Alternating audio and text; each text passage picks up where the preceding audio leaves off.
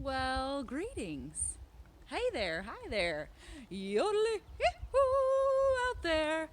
I actually wrote Yodely hee-hoo into my weird, like, I don't like the internet rappy jaunt that I did the other day, and I forgot it. And so now it seems much more appropriate, just like this, doesn't it? Doesn't it? Yeah.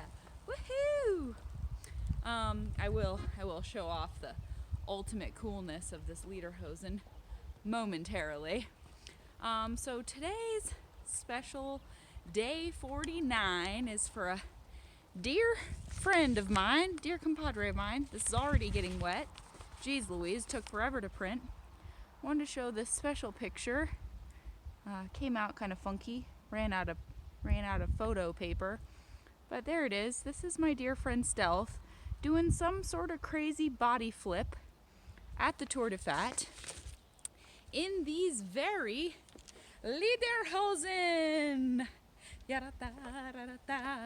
Lederhosen. Woo! I'm gonna totally do just the most miserable justice to this glorious instrument, the accordion, which I have always loved and adored since childhood. Please forgive me. But yeah, it's my friend Stealth's birthday today, and I know that he has love and well wishes and sentiment and screaming fans coming in from all corners of the world. Quite literally, I am sure thousands of gushy, lovely, heartfelt sentiments coming in for him. And yeah, I just wanted to throw mine in the mix. Because we've been friends for about 14 years, methinks, and it's just a really special friendship to me. So I wore this get-up. He actually wore these lederhosen, one of many Tour de Fat celebrations that he headlined with this band he was in, the Dovekins. I used to hang and roll and tool around with those homies all over the place. And yeah, it was a really, really special day. And the photographs of him in these dang lederhosen, that's about as well as I can play. But the photos of him in these lederhosen, I believe, are part of the iconoclast tapestry that is Stealth. Like, it is a memorable image of him. I had to show you, I did the braids as well, you know. Yes, of course I did. I feel like kind of a failure a little bit, actually, because I wanted to go all the way and wear this short, curly blonde wig that makes me look more like Stealth, which I wore to several parties wearing these lederhosen. Actually pulled a sausage out of my lederhosen once at a concert with these. Anyway, that was fun, keeping that in there all night. But I felt like a little bit of a failure. I couldn't quite do the wig. I'm actually having a really, really crippling migraine right now, believe it or not. It's one of the weirder ones I've ever had in my life. It's just this very hot electric spot in the back of my head that's been happening for about 5 days, and I'm actually pretty concerned about it. But you know what I thought today? I had to do my day 49 poem, got to keep it going. And I thought, what would stop Stealth? And the answer is not a damn thing. Nothing would stop that guy. And that's why he is who he is. But that special Tour de Fat, when he sported these lederhosen for most of the day, and then we changed, and I put on the lederhosen, and he did full regalia, full perfect costume of Ferris Bueller, like the exact freaking vest, you know, the vest. And he did the whole thing, and we did that whole scene with the float and the parade and the singing, and we got everybody singing, and I got to be the kind of like Oktoberfest babe on the float with him. And I don't know, it's kind of a life-altering moment. Yeah, and I just feel like that was maybe one of the most alive moments I think I've ever had. So yeah, it's very memorable. It's emblazoned in my mind. Just that taste of and he was doing all the moves, you know, with the microphone and going down to the crowd, and everybody was participating. And gosh, I don't know, just really, really one of so many memorable times with that guy. So yeah, I just have so much fondness in my mind. It's hard to like get any of the thoughts out. Gosh, I was thinking of this one particular memory with him where there was a big party the night before at the schoolhouse. I told you a little bit about the schoolhouse memories. And you know, when I first met Stealth, we instantly became friends because he had a collection of like 45 accordions, and he dressed like a mix between Charlie Chaplin and like some weird, very stylish hobo. I don't know. It was just this, and like a circus clown, and just everything that I really love about fashion in the past. He incorporated into his ensembles, and so we kind of instantly became friends. But one night at the schoolhouse, we had this crazy big party, and I remember everyone was sleeping in this weird kind of hookah basement room, and I heard this whoosh, whoosh, whoosh, whoosh, and I go upstairs, and Stealth was furiously, I mean like really, really angry, furiously trying to sweep up all the glitter, and he was so mad, and he was like old man grumbling under his breath about how much he hated glitter. And then we had this like weird kind of way too deep philosophical conversation about the relevance or irrelevance of glitter on the planet as it affects humanity and whether it needed to exist. And then it just turned into a conversation about the loveliness and the ugliness of life and love and who we are and what we are and why is it so hard and growing up and how shitty is that. And it just, I don't know, turned into one of those like 4 a.m. conversations that started with glitter. So that's my pal. He's got a whole lot of love coming his way today, I know, but I just wanted to contribute a little, and he's just been a very influential person in my life. I love that he just stirs shit up, and he walks into a room of boring people looking down at their feet and just changes the rhythm and changes the beat and makes it something else entirely, and I love that. And we need more of that fearlessness, and yeah, he just jostles people out of their like slumbering state, their like inability to wake up to now, and he just slaps that right out of them, just slaps silly their seriousness, and that is important and rare. So yeah, my dad tells a really amazing story about him once too, that he was going to give them a ride somewhere, and it was like really cold. It was cold weather out, and there's this tree swing that comes up several times in the poem, and right when my dad got there, Stealth was rearing up. 1, 2, 3, swung out over, and the fucking rope broke, and he plummeted into the icy cold water and had to like take all his clothes off to just not get sick from the freeze of it all. Just, yeah, that's the kind of guy he is. Pretty hilarious stuff. We would just be walking down the street, you know, and he would like scale some building or scale a light post or just be at the top of some hugely tall thing, and he'd be like, how the hell did you get up there? But anyway, I also talk about a little private concert he gave me once, and it was with this very accordion. This accordion has a crazy story, a really long story condensed into a tiny little one, is that my mom loaned it to this guy from Spain, and I knew that he wasn't going to just immediately bring it back. He took it. I was devastated. I have like 5 solidly good band ideas in my mind that all involve the accordion.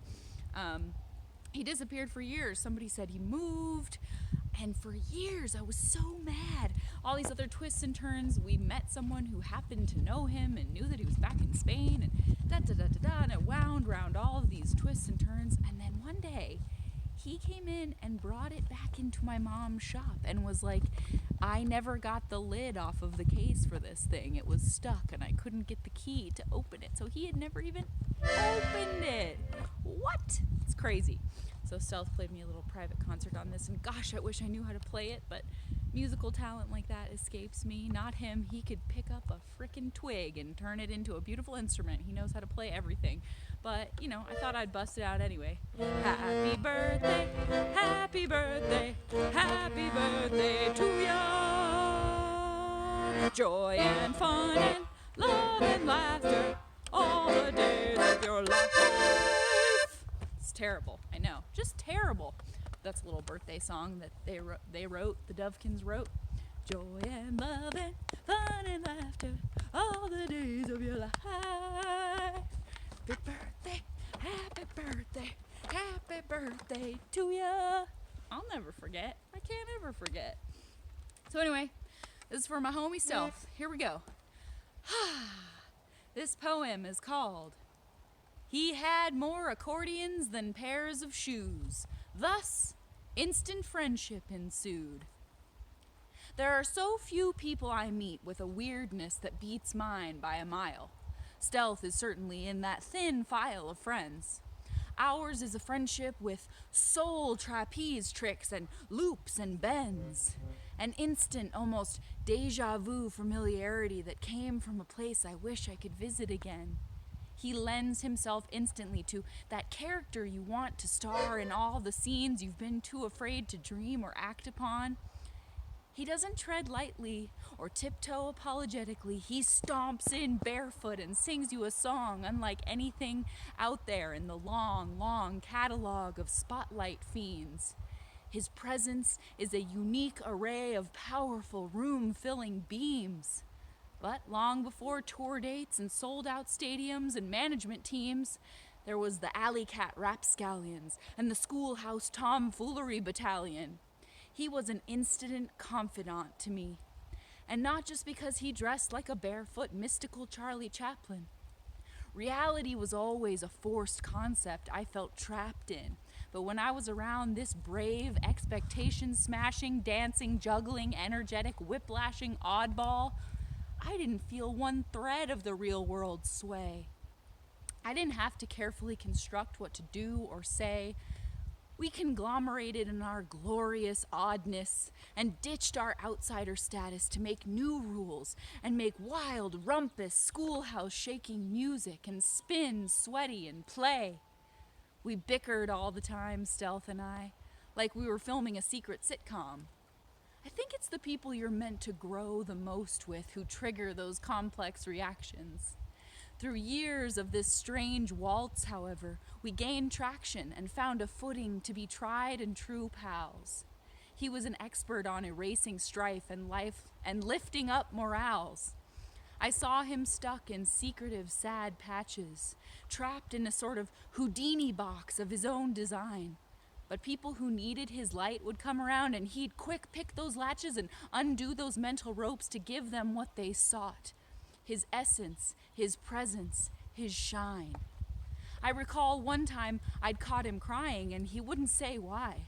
But then another friend showed up looking at even deeper in despair. And he began to fly around the space, constructing some secret plan to erase our friend's heaviness of heart. He made an art out of lifting people with all his might, without them ever noticing his elaborate construction of soul strings being pulled every which way. He turned ordinary moments into ecstatic displays. I was broken-hearted once at my own solstice party, and I'll never forget the private concert he created just for me. He began to play. I swore I wouldn't be swayed from my melancholy, and golly, he changed that quick. When I get my mind set to that downer mode, it's hard for anything good to stick, but he's slick like that. He isn't peddling snake oil or some false fix. It's not just smoke and tricks. I've seen him do it. He takes an actual sliver of himself without your noticing, and while you're focusing on some silly thing he's just said, he repairs the leak in you, be it in your heart, your spark, or your head. He uses his own hard-earned shields and deflectors, neglects to take count of how many other pieces he's handed out, because if he thinks you need it, there's no doubt he'll give it to you. My dark blue turned into a contented lilac as he brought me back from a dreadful sinkhole. and told me unfolding stories through accordion keys and let me in on something unheard until that little basement show. What he gave me with that VIP performance, he can never fully know. In 14 years of friendship, I witnessed him skipping barefoot in the snow, grow the confidence of himself and subsequently everyone around him, win the smiles and favors of even the most conservative, flavorless personalities, rally the bored and disengaged to break free of their apathetic cages and just fucking frolic. Turn a quiet room into a rollicking good time, spit rhymes off the top of his mind with any musical instrument in sight, break up fights of tough guys just with his eyes, make prize-winning gourmet dishes from dumpster dives, ride trains he just hopped into the distance of wheat fields like a movie, astutely put dingus dudes in their place, bring cheek-aching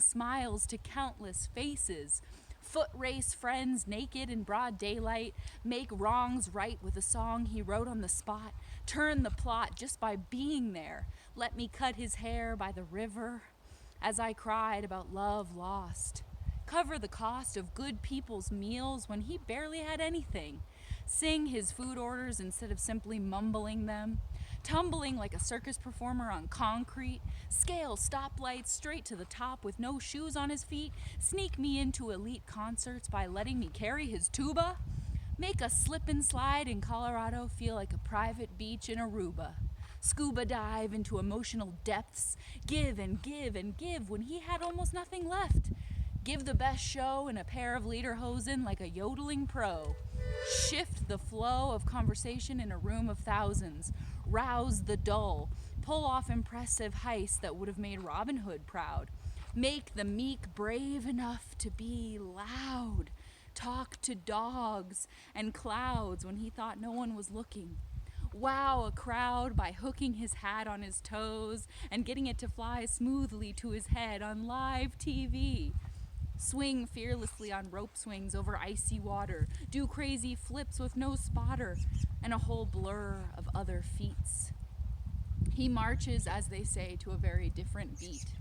I'm lucky I was there to stomp along and see firsthand the offerings from his calloused hitchhiking hands. I knew wherever he might land it would be rare and wild and far from bland. He married his true soul equal, and how unlikely to find those kind of people, like a needle in a barn full of hay, but somehow they found a way to swirl in the same orbit. There was always a fantastical story awaiting him and a series of powerful magnets pulling him toward it. He doesn't sit still for much of a stretch, but his bounding, bouncing, always more to be found, springing spirit led him to quite a catch. His vibration is hard to match, but he found that deep love, that magical stash of adventurous, amorous, star-dusted union. Now everybody tunes in, but I saw that first funky, fuzzy broadcast. I don't dwell on the past, but I sure like to revel in it. Self-expression and beautiful lessons on that level come along oh so rarely. But there was barely a day that went by when we weren't sky high off of just being our real unfiltered selves. Seldom do I meet a being who delves past the you that you're settling for to unleash the you you've been hiding. In those treasured days, there was no dividing ourselves into those presentable versions. We went on wild excursions with our fullness intact. Once we all shined together like that, there was no going back to faking it. There was a set way of things, and we were rattling and shaking it. We were waking up from a daze of numbness and downcast gazes. We all fought through a maze of supposed tos and sameness, and we shimmied off those lame restraints to escape all that had tainted our boldness. When you gather to make canvases of your kindreds and swim in the energy waves of all-night dancing mini parades, you cease to care about the outer world's judgment or coldness. It shaped and molded us. Thanks for turning random Mondays into waltzing balls, for protecting the art of telling tall tales, for sailing us all off to islands without a boat or the sea, for letting me be me, for climbing every available tree, for sinking your teeth into awkward and heavy moments so that everyone just owned it and moved on to dancing to the next song, for long talks about nothing and every flippin' thing, for walks to the rope swing, for that Cracker Jack ring at midnight in the bell tower. I don't even think they make those no more. For making me so sure that being bold and brazen is always more fun than just lazing around. For filling my ears with sounds I thought I'd only ever create in my only child lonely stories. For the glory of riding that Ferris Bueller float with you while you led everyone to sing with all their hearts. For getting in big fights with me and immediately offering a fresh start. For vulgar art on the chalkboards when I needed a laugh. For weird games like who can publicly wink at more dads. For the fedora hat trifecta club. For the painted body's hot tub caper. For never letting your wackiness taper off. For your soft sentiments and even your hard to hear thoughts. For lots and lots and lots of laughs. And on the behalf of many, many adoring fans, friends, and kin alike, thanks for being there, by foot, by train, by plane, by bike, for showing up and spiking all the dang punch with that Be More You brew, with that one-of-a-kind, goofy voodoo you do. And hey, happy gosh dang birthday, you one in a bazillion dude. So that's it.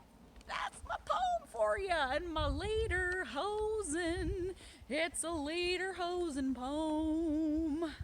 Oh yeah, wherever I roam, I'll always think of my lederhosen poem. That's right. So, yeah, kiss your woman, feel loved. Do good things. I know you always do. Sing about it. So glad that you exist. Happy frickin' gosh darn birthday. Have a really nice time, why don't you? I really hope that it's as magical as you are. So, there we go. Little tidbit for you. Straight from my yodely hee-hoo and ass to you. Happy birthday.